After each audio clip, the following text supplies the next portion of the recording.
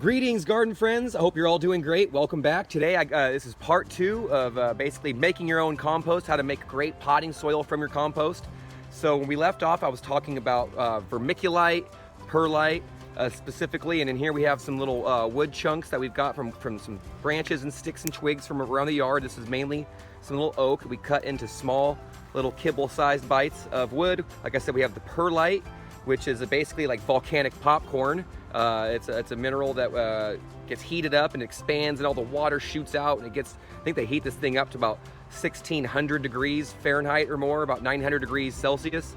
So the water that's trapped away in this ancient volcanic rock, it basically gets hot, super hot. The rock gets hot, and it expands and pops out almost like popcorn, leaving behind this really light, fluffy little rock-like material that we can put in our potting soil, and in this case the compost that we're turning into potting soil, and basically produces a lot of aeration in your soil, allowing water and air to flow through your soil, the water to flow through, the air to stay in there, so that way your roots don't drown out. So a big part of gardening, and if you're gardening at home, whether you're a seasoned pro or first timer, you probably are figuring out or already know that watering is almost everything. Like as far as the health of your plants, like so many problems occur from watering, whether it's a lack of water, too much water, inconsistent watering, so those kind of things can be avoided with some healthy soil. So we're gonna try to create a potting mix that basically will hold a bit of air to allow our roots to be healthy and vibrant and have a lot of access to oxygen. But we also want to have some material in there that's going to hold some water, and that's where the vermiculite comes in. And what's nice about in these wood chunks, we'll kind of do a little bit of both, and then something special as well. It'll actually provide a food source for fungi, or fungi, if you want to say it like that, in your soil. So it is organic material. It'll absorb a bit of water over time, but these chunks will also create some structure in your soil to mix up and break up some of that compost, so that way it doesn't basically sit too heavy in your pot. Now you might have different material at home for doing this. These are just three materials that we're utilizing here because I have them on hand. I had a bit of perlite, we use vermiculite all the time, and then I had, like I said, in my backyard, I had this material readily at hand. So when you're making yours at home, out of for free, or out of materials that you have, you might have to get creative. So some folks might, instead of using perlite, you might use like sand, right? Like a horticultural sand, or you might have maybe in your compost, instead of having a potting soil that's straight compost, you might even be mixing in a little bit of topsoil, right? Just a little bit. And then so you can kind of work with some different blends and mixtures with the materials that you have access to. Because everybody, you might have access to different materials depending upon what storage you're near, or where you can get them, whether in your state, city, or even country. If you're outside the US, or even in the US, sometimes it's difficult to get the things you want, or they're too expensive. There are other materials that I'll add to soil mixes that aren't on this table. For instance, like you can buy, moss, like big old bags of sphagnum moss. You can get that in bulk and break that up and add it to some of your soil mixes as well. These are just a few things that we're gonna use today. So what I wanna do actually in this video is I'm gonna do an example to show you basically the different water holding capacity, because that's basically the big difference. In this video I wanna talk about mainly vermiculite and perlite. So with perlite, like I said before, it's really light and fluffy, kind of airy. You can lift a big bag of it up over your head like Hulk or whatever. You just feel like super strong with it because it's the lightest rocks on planet Earth. And so with them, they don't really have like any nutritional value. I think their pH is also neutral, but they basically create some pores, some little rooms inside your soil to create some room in there, so that way air, like I said, air can stay in there and water can flow through. With your vermiculite, which we'll see in a little bit, it's a bit different of a material. Here, I'll see if I can bring it a little closer. Looks almost like fool's gold. And so it's kind of fluffy, and there's these little sheets, and when you look closer at it, it looks like it's a bunch of layers, like stacked up, almost like an accordion. Let me see, this is a really good example right here. And so you can see it right there. So it actually is pretty light and fluffy as well, but it will hold a bit more moisture. And so we use this sometimes into our potting mix, but we can also do our cuttings into this as well sometimes to get our certain plants. When you put them in there and keep them moist, they'll root right into this material pretty well, oftentimes, if you do it just right. And because it holds a bit of water, but it also will still hold a bit of air. But in comparison, it holds more water than this, but less air than this, right? So more air here, more water retention here, all right? And then this is like good, like I said, this is a food base for our fungi to kind of create some living soil, but it's going to help kind of break up the structure of our soil. You don't have to do this step. Like I said, at home you might get creative and want to experiment. But today we're going to look at the water holding capacity of these in comparison to each other. So what I did is I have 3 cups out here in the back. They're relatively all filled to almost identically the same amount of water. And I just have a measuring cup here, all right? So what I'm gonna do is I'm just gonna, here we go. So I'll go perlite first. And I'm gonna put my perlite right over the cup. And I'm gonna pour all this water in. Yeah, that perlite gets a little dusty sometimes. So when you work with it, you kind of want to wear a mask if you, or something, or just avoid it breathing it. I'm not wearing a mask right now, but it's not too windy right now. And but you just want to, if you're sensitive to that, you just want to be aware of it. So I poured my cup in. It's empty. I'm gonna give this a moment or two, because sometimes, you know, water takes a minute to drain. If you ever watered your plants at home, you know it takes a moment for that to kind of exit the bottom and fully drain out. Give a little moment, a little shake or two. We don't need to be too precise. Boom, I can actually already feel it's a little bit heavier. This is oftentimes used in hydroponics. You'll see folks get buckets and then line them with like a fabric meshy net to kind of hold all the material in.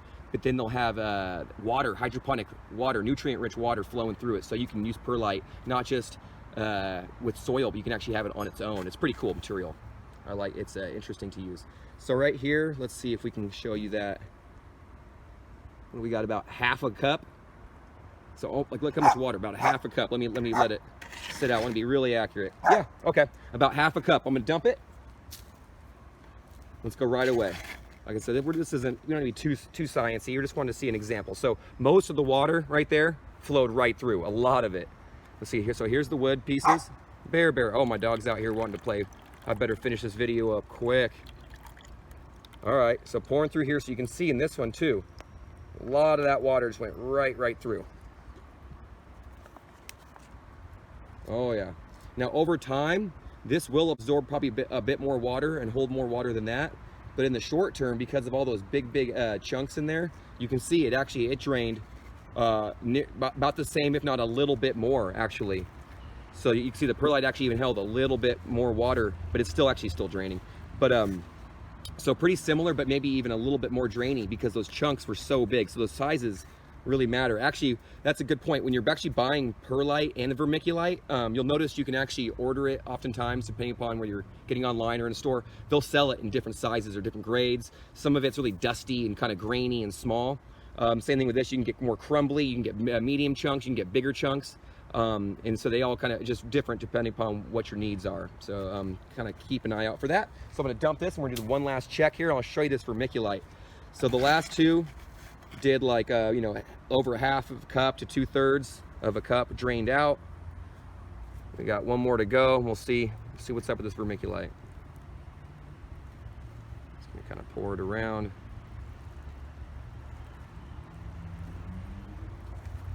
And I hope you're getting a view of that. Like I said, I'm not the best camera person, but look how much water drained out so far. Almost none so far. I mean, it's still draining here. I don't want to mess it up, but with that small amount of water, and because the vermiculite is so dry when I used it, it was able to soak up pretty much all of that water. Look how absorbent it is. I mean, there's literally just like a couple drops of water in there. So you can really tell the difference. So vermiculite is really going to be great at improving your water retention in your soil, but it doesn't do it so much at the expense of a lack of oxygen, because of all those ridges and these little kibbles pieces. They do hold a bit of air as well, but as you can see, it's really good at absorbing water. I mean, come on, that's like the world's best napkin. I mean, can we turn this into like a little diaper for my child? Come on. Just works great. So as you can see from our experiment, boom, vermiculite is really good at improving your soil's water holding ability. Perlite is going to really be good at improving its ability to drain water through. So in some cases, that's your problem. Maybe your potting mix or your container just holds a lot of air or holds a lot of water, and you can never get it to drain right. Make sure you have drainage holes, of course. But if you want to mix up your soil a little bit, you're going to want a little more aeration. If it's draining water so fast, like I actually used a mix a while back, and I could tell that it was not holding water whatsoever. And so I was having to water the plant more and more compared to all the different plants and pots around it, because that soil mix was just not holding water. So guess what? This vermiculite would be a fantastic addition to kind of solve that problem, because it's water, as you can see, it's water retention holding. I mean, it's still not even dripping, and I can feel the weight. It basically absorbed like so almost all that water. Now eventually, once it was saturated, if I watered it more, I mean it'd have limits, right? But because it was so dry in this experiment, it basically was able to absorb the majority of that water.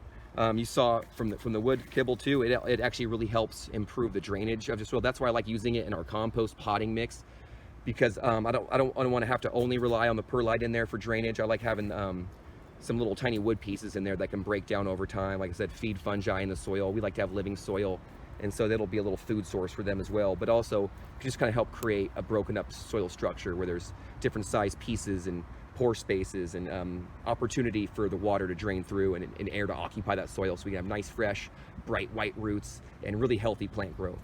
But that's it. That's what I wanted to show you today. These great little additives you can do to your soil. Like I said, you can get really creative. There's different materials out there that you can actually amend your soil with. These are just 3 we talked about today, right? So we got vermiculite, perlite, we got homemade wood chips, right? Some garden gold just out here waiting to be plucked up. And these are materials that we've mixed into our potting soil. Oh yeah, you know what? One last experiment. Here's actually the potting mix that we made. So this is what we made a couple days ago with our compost, with all the mixes. Woo! I almost forgot. Let me get a bit of water. I want to get the exact same amount that I poured on the rest, and we'll see what happens. Here we go. Pretty close. Give within a drop or two. Within a drop or two. Thanks for hanging with me there. I'm gonna put this over that so we can measure it. Here we go. 3, 2. Woo. Don't want it to overflow. That's the one thing when you're watering your pots. Teach my students this, is like, hey, if the soil is really, really dry, sometimes you kind of have to go slow. That way it can absorb a little bit, so you don't want all that sweet dirt on the top to just flow over the edge and then lose it onto the ground or whatever, wherever you're at. You want to keep it. So water slowly. I'm gonna pour every last drop in here, though. You can see it's starting to absorb. You see it sucking down in there. That's this compost sucking it up. This new potting mix we got. And look at that, it's kind of great. It's in a right in the middle of all the different mixtures we did, right? So what is it? On the perlite and on the wood chips, basically half to 2/3 of the water, 2/3 of a cup came through. On the vermiculite, it was so absorbent, it basically absorbed every last drop of that material that we dropped in there. And so we only got like, a 1/16 of a cup out of there, if that. And then now, I don't know if you can see it, but I'm gonna tilt it up. We got about 1/3 of a cup that drained out.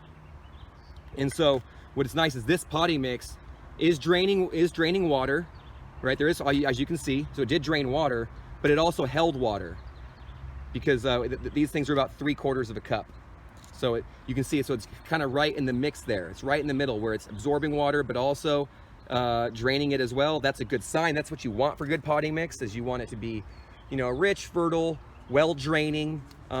It doesn't need to be something that stays soggy or whatever. So this is all right in our wheelhouse. That we're actually going to come back later for part 3 of this video. We're going to have to test out this potting mix now that we've figured it all out. I hope you learned a little bit today about making your own. I've already talked to some folks online here, and there's some really great people out here gardening and doing stuff. So I just want to congratulate you and wish you the best. If you're new to the channel, please hit that like button, subscribe, or we'd love to have you back for more. Share this with people that who also enjoy gardening, because we'd love to have them here as well. But until next time, happy gardening and best wishes.